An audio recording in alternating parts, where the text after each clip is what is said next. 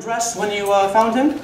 Yes, I just stepped into my shower completely nude, and I heard something that sounded like gunshots and a blood-curdling scream, and so naturally, I finished my shower, I put on some makeup, I did my hair, and I rushed out, and I saw him dead on a bed with a slug in his head.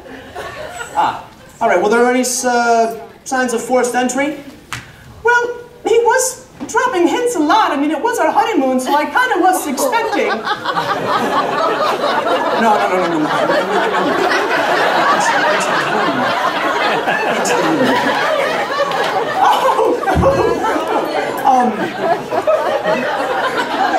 No, everything was perfectly normal, except for the horrible dead guy laying there.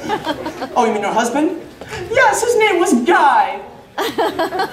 And he was horrible? Yes, brains and skull everywhere. All right. Well, Mrs. Guy, normally, in this is part of the investigation, I would rush up to the hotel room and examine the body, but we really don't have that kind of time. So I'll just cut to the proverbial chase. Room service. Oh, all right. Bang. You just killed the man! Yes, and that's your killer. How did you know? Ma'am, was your husband clinically insane?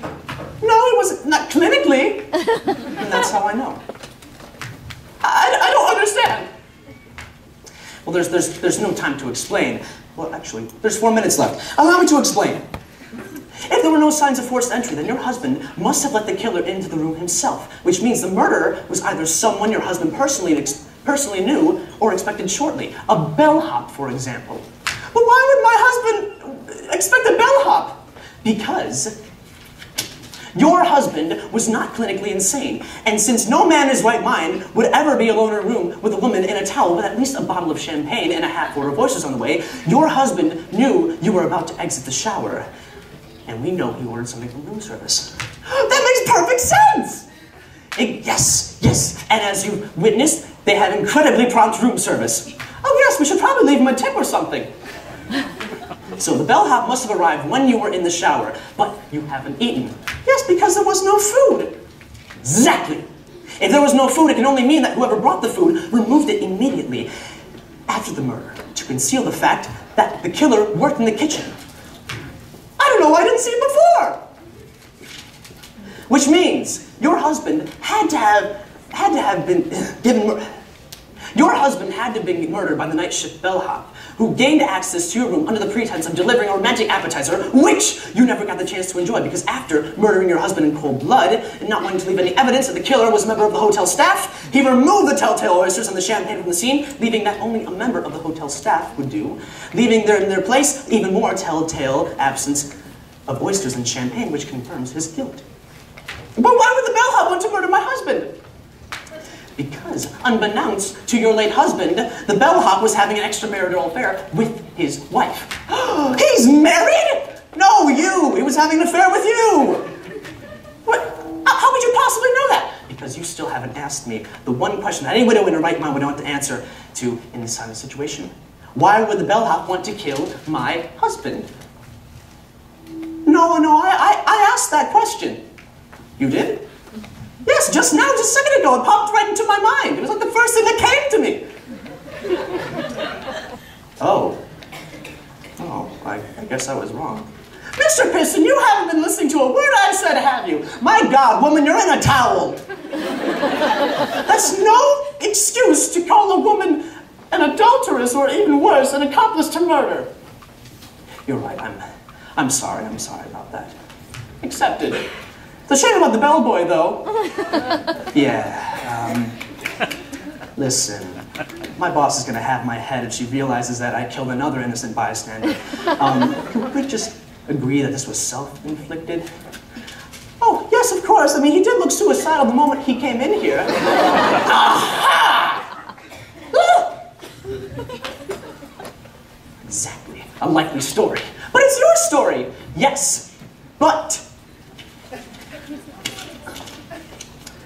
what widow in her right mind would agree to cover the murder of a man who had nothing to do with her husband's murder unless he had everything to do with the murder and she was in on it? But that could only mean two things. No, it can only mean one thing. Now you're leaving out one possibility to Mr. Piston. And what's that? That the widow is not in her right mind. Oh. Well, that's embarrassing for the both of us. Well, I guess I was wrong again. You can go.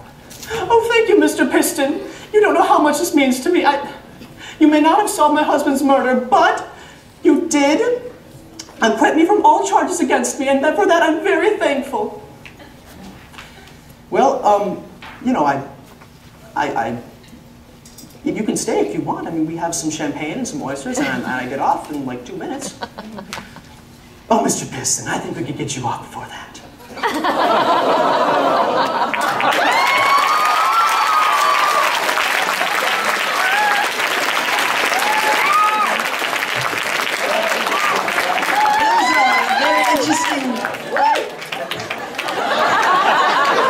Judges, what is your opinion on this one-night stand?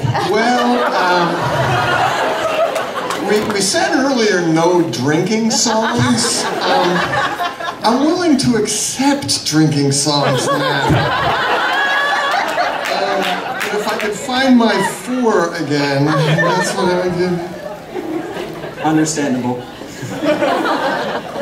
I think you made a very convincing woman. I have a feeling that you practiced before. Yeah. I'm gonna go. Oh, here's my 9. Nice. Lady Gaga, you did a great job. So.